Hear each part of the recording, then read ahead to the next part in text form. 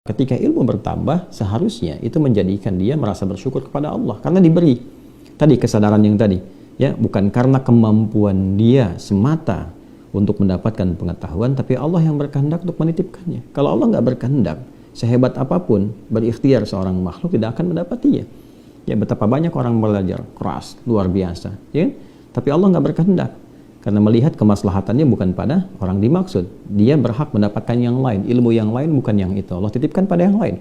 Ketika diberikan oleh Allah kepada si fulan, seorang hamba, maka adabnya dia berterima kasih kepada Allah dengan cara bersyukur.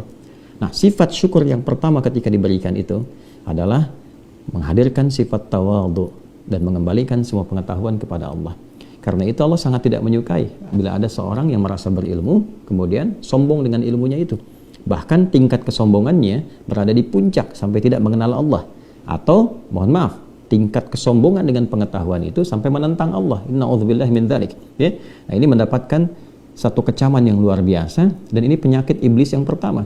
Ketika merasa punya pengetahuan, ya kan? Maka dengan pengetahuan itu dia sombong, aba wastakbar. Nanti ayat 34-nya kita lihat, dia merasa enggan hormat kepada Adam atas perintah Allah karena merasa sombong. Ya, maka Allah haramkan kesombongan itu. Ya, apalagi bila itu dilekatkan kepada seseorang yang merasa punya pengetahuan, seperti kasusnya Qarun. Ya, Qarun kan nanti kalau kita sudah sampai khususnya di surat Al-Qasas nanti, ya, surah ke-28 itu kita akan dapati bagaimana seorang Qarun dengan bangganya bahwa saya ini dapat kekayaan melimpah ini ya karena pengetahuan yang saya dapati, ya, karena saya semakin pintar saya dapat ini semua. Dan tidak kemudian disertai itu dengan penghambaan kepada Allah Subhanahu wa taala, dengan sifat tawadhu, dengan sifat kemudian menghamba, meningkatkan ibadah.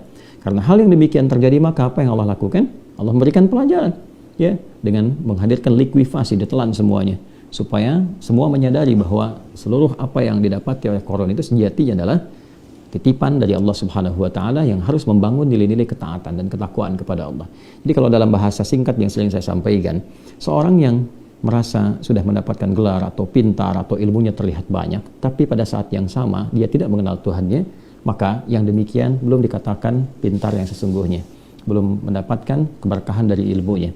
Baik, ya, jadi termasuk para ustadz juga, ya, atau misalnya digelari ustadz, kiai, atau mungkin gelar-gelar keagamaan tertentu, maka semakin dia meningkat ilmunya, semakin tawadhu karena merasakan bahwa semua titipan dari Allah Subhanahu wa taala.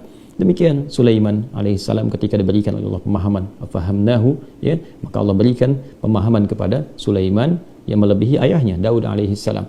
Maka apa yang beliau katakan? Ya, beliau kembalikan kepada Allah Subhanahu wa taala. Min fadli rabbi, semuanya dari keutamaan Allah Subhanahu wa taala. Hadza min fadli rabbi, semua ini, ya, ini dari keutamaan yang Allah titipkan. Liyabluwani, ya, untuk menguji saya. Apakah saya bersyukur dengan semua nikmat ini? Am akfar, atau kemungkinan ada dorongan untuk berbuat kufur. Ya, jadi ini dasar pertama yang ingin kita tekankan, teman-teman sekalian. Lalu sifat yang kedua, setelah kita menghadirkan sifat ketawadhuan, merasakan semua ilmu ini berasal dari Allah Subhanahu wa taala sebagai titipan, lalu kita menyadari bahwa sungguh Allah akan menitipkan kepada hambanya sesuai dengan kehendaknya, dengan sifat bijaknya. Jadi Allah Maha mengetahui ini si fulan diberikan kelebihan di A, si fulan di B, si fulan di C. Ya, kenapa tidak satu orang diberikan kelebihan yang sempurna di semua aspek, kan? Agar semua manusia menyadari bahwa keilmuan seseorang itu tetap ada batasnya, nggak akan bisa menguasai segala hal. Ya, supaya kita menyadari bahwa ada yang menitipkannya, dikembalikan kepada Allah Subhanahu wa taala. Jadi si fulan A, si fulan B, si fulan C, nggak ada satu orang menguasai segala hal, kan? Untuk menunjukkan bahwa ada keterbatasan di manusia itu, sehingga kita menyadari bahwa yang sempurna hanya Allah Subhanahu wa taala. Yang kedua, mengurangi sifat ujub, ya, sifat ria, sifat takabur, merasa sombong. Jadi ketika si fulan dititipkan kelebihan A, belum tentu punya kelebihan B, sehingga dengan itu dia tidak merasa tinggi, tidak merasa angkuh dengan apa yang Allah titipkan kepadanya. Ya, dia bisa mereferensikan orang lain untuk belajar pada si B apa yang tidak diketahui. Ya, si fulan pakar tafsir, tapi belum tentu pakar di bidang hadis. Maka ketika seseorang bertanya tentang hadis, dia bisa mereferensikan, datanglah kepada si fulan, dia lebih paham dengan persoalan ini. Itu yang dilakukan orang-orang di masa lalu.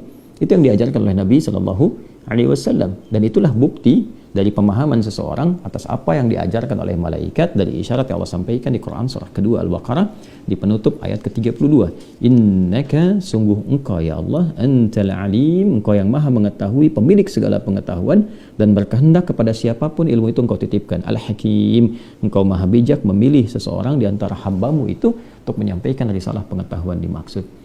Jadi adab ini penting disampaikan untuk membangun satu pondasi yang kokoh sebelum kita menerima pengetahuan.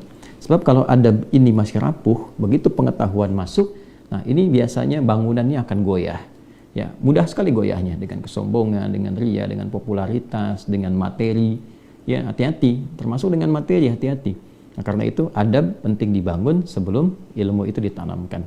Ya, seringkali kita dapati petunjuk dari para ulama yang menyampaikan al-adabu qablal ilmi, adab sebelum ilmu. Di antara adab itu pengetahuannya adalah dasar-dasar penguatan dari nilai spiritual sebelum ditanamkan nilai intelektual.